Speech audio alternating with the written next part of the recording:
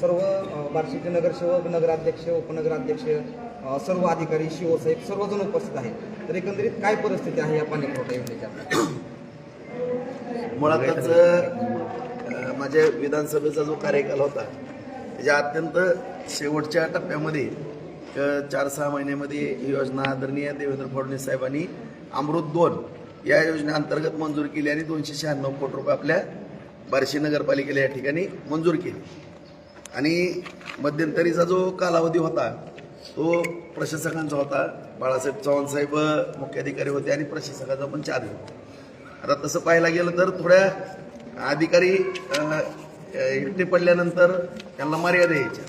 त्यांनी पाठपुरावा करत होते, परंतु आता आपण सर्वांनी पाहिलं की ज्यावेळेस बार्शी नगरपालिकेची बॉडी त्या ठिकाणी नव्हती आणि या ठिकाणी बार्शी शहरातल्या सर्व नागरिकांच्या बंधू भगिनींच्या आशीर्वादानं आपल्या ताईंना त्या ठिकाणी तेजस्विनी ताईंना नगराध्यक्ष या ठिकाणी होण्याचा सन्मान मिळाला.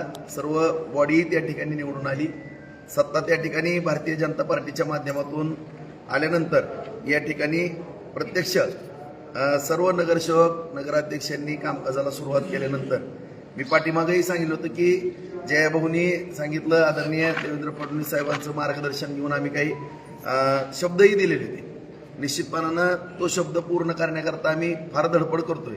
परंतु आत्ताची परिस्थिती जर पाहिली तर पिंपळनेरचा जो पोर्शन आहे त्या ठिकाणी जी भूसंपादनाची प्रक्रिया आहे ती आता 4 लेन जो रस्ता होणार आहे आपला पिंपुर्णी ते येडशी, आत्ताची जी सध्याची परिस्थिती आहे ती शासनाच्या ताब्यामध्ये काही जागा त्या ठिकाणी नसल्यामुळं म्हणजे शेतकरी बांधवांच्या त्या ठिकाणी थोड्या काही जमिनीमध्ये हस्तक्षेप करणं थोडं कठीण चाललेलं आहे.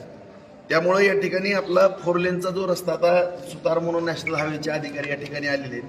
त्याचबरोबर सर्व कार्यकारी अभियंता, अधीक्षक अभियंता यांना बरोबर घेऊन आपल्याला दिल्लीला माननीय गडकरी साहेब यांच्याकडं जाणं आता मला तर गरजेचं वाटू लागलेलं आहे.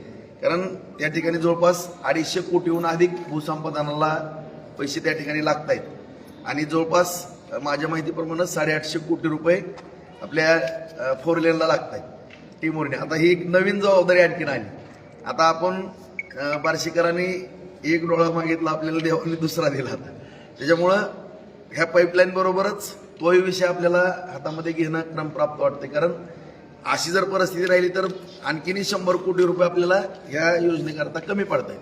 त्याची सगळी प्रक्रिया पूर्ण केलेली आहे. सगळा प्रस्तावही शासन दरबारी गेलेला आहे. त्याच्या मंजुऱ्या वगैरे सगळ्या आपण घेऊन तो नगरविकास खात्याकडे आपण त्या ठिकाणी सादर केलेला आहे. लवकरच त्याची एक बैठक असती सेक्रेटरीची, ती बैठक होऊन त्यालाही मंजुरी आपण लवकरात लवकर या महिन्याभरामध्ये आपण घेतोय. कारण आम्हालाही वाटलं नव्हतं की ज्यावेळेस अगोदर जे अंदाजपत्र निघालं होतं वाढीव ते 45 ते 50 कोटीच्या दरम्यान दिसत होतं. परंतु प्रत्यक्ष सगळी या 1-2 महिन्यामध्ये आम्ही परिस्थिती पाहिल्यानंतर सगळ्या अडचणी दूर करण्याच्या दृष्टिकोनातून 100 कोटी रुपये आणखीन आपल्याला कमी पडतात. तर ते मिळून जातील, त्याच्याबद्दल काही अडचण नाही. आदरणीय देवेंद्र फडणवीस साहेब ते पैसे देतील, पालकमंत्री पण त्याकरता आपल्याला पाठपुरावा करण्याकरता बरोबर राहणार आहे.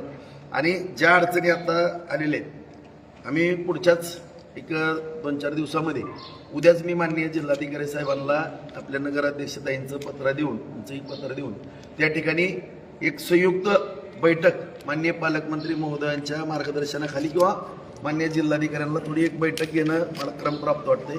ती बैठक माननीय जिल्हाधिकारी साहेब, नगराध्यक्ष, मुख्याधिकारी साहेब या सगळ्यांची बैठक त्या नॅशनल हायवेची, जिल्हा परिषदचे त्या ठिकाणी शिव असतील किंवा ॲडिशनल शिव असतील किंवा त्या ठिकाणची कार्यकारी अभियंता, जिल्हा परिषद बांधकाम खात्याची त्यांच्या पण अखत्यारीतला आहे. सगळी संयुक्त बैठक त्या ठिकाणी घेऊन आपल्याला हा प्रश्न काढवला. कारण जवळपास आता 70% अधिक काम आता हे पाहिलं तुम्ही, जॉबवेल वगैरे सगळं झालंय. मोटरी 3 बसलेल्या आहेत, 683 HP-च्या 3 मोटरी आहेत, आणखीन 2 आपण मोटरी या ठिकाणी करतो. ही सगळी वस्तुस्थिती आहे.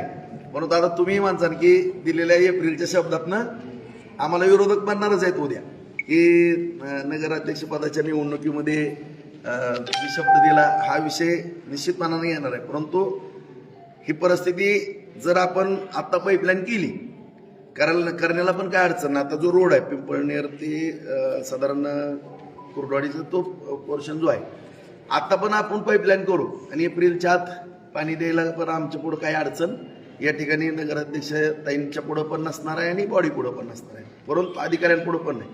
परंतु थोडा भविष्यातला विचार काही गेल्या 10-12 दिवसामध्ये आम्ही सगळ्या बैठका घेऊन अधिकाऱ्याकडनं ज्यावेळेस माहिती घेतली आणि चर्चा केली, तर आता आपण जो रोड आहे आता नियोजित आता सध्याचा रस्ता आहे त्याच्याकडनं आपण पाईपलाईन घ्यायला आता पण काय अडचण नाही, कारण जी संपादित जागा आहे किंवा शासनाच्या मालकीची आहे त्याच्यामधून पाईपलाईन न्यायला कुठल्याही शेतकऱ्याचा विरोध नाही.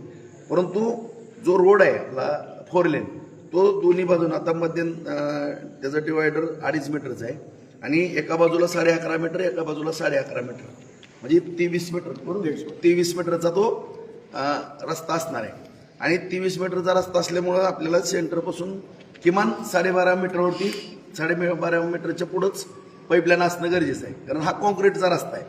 उद्या जर त्याच्या खालून पाईपलाईन नेली आणि उद्या जर काही लिकेज किंवा काही जॉईंटला लिकेज झालं किंवा काही धोका झाला तर ह्या नॅशनल हायवे आपल्याला परत परमिशन मिळणं खोदण्याकरता वगैरे कठीण आहे. त्याच्यामुळं पुढचा विचार करून आपल्याला दिल्ली दरबारी पुढच्या 10-15 दिवसात आम्हाला वारी करावंच लागते. माननीय गडकरी साहेबांकडे पाठीमागे विषय झाला होता, मी भेटलो होतो साहेबांनी, त्याला गडकरी साहेबांनी ग्रीन सिग्नल दिलेला आहे. आदरणीय फडणवीस साहेबांनी त्यावेळेस सुद्धा पाठपुरावा केलेला आहे. फडणवीस साहेबांनी गडकरी साहेबांना सांगितलेलं आहे की आपल्याला हा रस्ता करायचा आहे. त्या दृष्टिकोनातून मी पुढच्या आठवड्यामध्ये आदरणीय देवेंद्र फडणवीस साहेबांकडे जाणार आहे. पालकमंत्री मी जातो त्या ठिकाणी गडकरी साहेबांना एक फडणवीस साहेबांचं पत्र घेतो किंवा एक फोन करून आम्ही त्यांना दिल्लीत लवकरच भेटतो आणि हे भूसंपादनाचे पैसे आणि हे पैसे असे मिळून आम्ही ह्याच्यावरती, नाहीतर उद्या विरोधक टीका करतात म्हणून आम्ही चुकीच्या पद्धतीने जर काम केलं तर फार मोठं बार्शीचं नुकसान होणार आहे. 30 वर्षाची ही पुढची नियोजन केलेलं. आता 4.5 कोटी लिटर पाणी आता ह्याच्यातून 2 मोटरीतून मिळणार आहे. आणखीन 3री मोटर ह्याच्यावरती जर चालू करायची म्हणलं करू शकतो, परत 2.25 कोटी आणखी लिटर पाणी वाढू शकते. अशा पद्धतीचं हे फार मोठं 30 वर्षाचं पुढचं भविष्यातलं नियोजन आहे. आणि हे करताना जर कुठल्या विरोधक टीका करतात किंवा तुम्ही पण आम्हाला प्रश्न करताल, तुम्ही आता 0 मिनिटाचं काम आहे, आता सगळं चालू करा म्हणून फक्त सूचना करायची. कॉन्ट्रॅक्टर काय लगेच युद्ध पातळीवरती काम करत, पण प्रत्यक्ष अडचण आता जी काही गेल्या 10-15 दिवसामध्ये नॅशनल हायवेचे सगळे अधिकारी सुतार साहेब वगैरे सगळेजण यांनी सांगितलं की आमच्या त्या खालून जर तुम्ही पाईपलाईन अडकली तुमची तर पुढं भविष्यात तुम्हाला धोका होईल. त्यांच्या काही सूचना आलेल्या आहेत, त्या सूचनेचं निश्चितपणानं विचार आम्हाला करणं फार गरजेचं वाटतं. आणि त्यांनी जो सल्ला दिला किंवा जी मार्गदर्शन त्यांचं आलं नगरपालिकेला ते खरोखर बरोबर आहे.